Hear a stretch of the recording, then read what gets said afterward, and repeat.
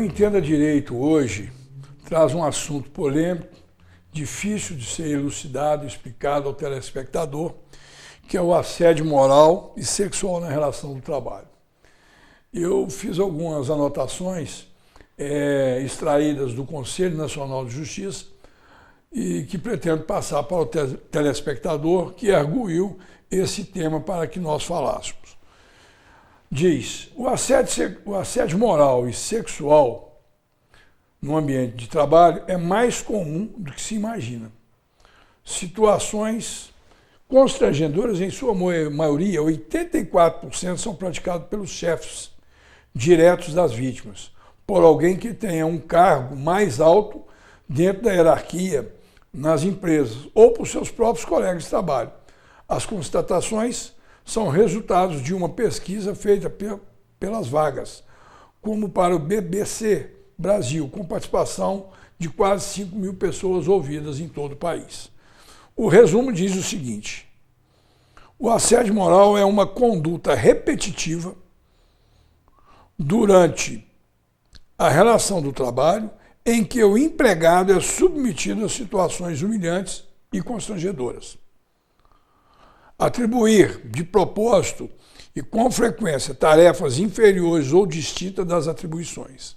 Agredir verbalmente, dirigir gestos de desprezos, alterar o tom de voz. Desconsiderar problemas de saúde ou recomendações médicas na distribuição de tarefas. Esse é reconhecido pelo Conselho Nacional de Justiça como assédio moral. O assédio sexual é o ato de constranger alguém com o intuito de obter vantagens ou favorecimento sexual. Exemplo, promessa de tratamento diferenciado com insinuações explícitas ou veladas, contato físico não desejado e convites impertinentes, chantagem para permanência no emprego, conversas indesejáveis sobre sexo. Essa fonte é do Conselho Nacional de Justiça. Obviamente que os homens também sofrem assédio moral e sexual, mas um percentual muito menor.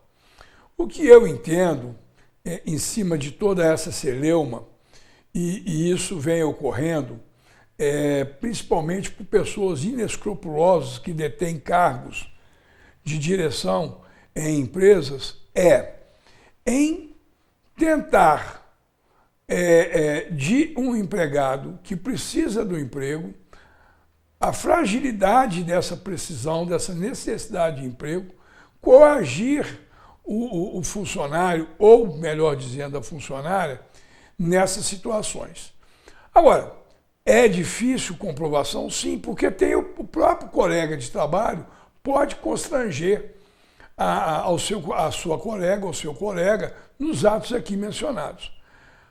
E o que a gente orienta é que todo o processo tem que haver um processo de sindicância, a abertura de um processo administrativo, para que se apure se realmente houve o assédio, tanto moral quanto sexual.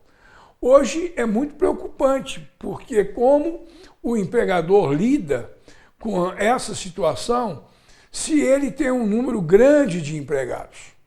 Então ele tem que confiar, em primeiro momento, no gestor, que seja o seu gerente, o seu subgerente ou o chefe de seção, e confiar também na palavra de quem acusa e na palavra de quem é o acusado, razão pela qual tem que se abrir um processo de sindicância e um processo administrativo.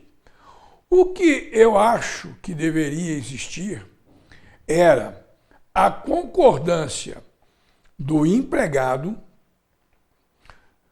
ser submetido no local de trabalho onde ele está exercendo a sua atividade fim, que tivesse ali uma câmera gravando o que se passa no ambiente de trabalho.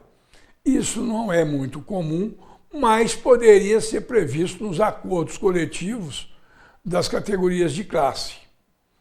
Obviamente que é no local, no espaço onde exerce a atividade fim.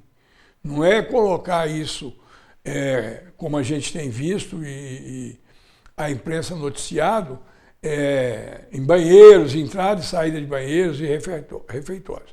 É o que a gente orienta, mas tudo de comum acordo com o empregado. O empregado tem que ter ciência de que está sendo filmado no exercício da sua atividade profissional, ou seja, enquanto ele estiver laborando.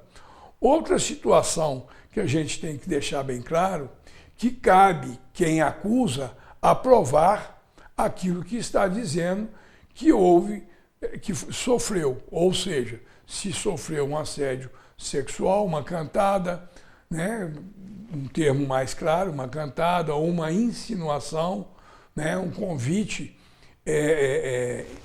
insistentemente, sendo que a pessoa não aceitou. A mesma situação é no que diz respeito ao assédio moral, ser submetido a tarefas inferiores das quais ela foi contratada. É um assunto polêmico, é um assunto que a gente estenderia isso aqui num grande espaço de tempo, e o ideal seria que houvéssemos um debate com os operadores do direito que militam na área trabalhista, trazendo aqui o Ministério Público Federal para responder a respeito dessas situações, o próprio juiz da vara do trabalho e os advogados da área trabalhista, empregador e empregado. Então, fica aí mais ou menos uma dica muito superficial às pessoas que solicitaram que nós discutíssemos esse tema. Muito obrigado pela atenção, estamos à sua disposição e a TV Sul agradece a sua participação da mesma forma Entenda Direito. Obrigado.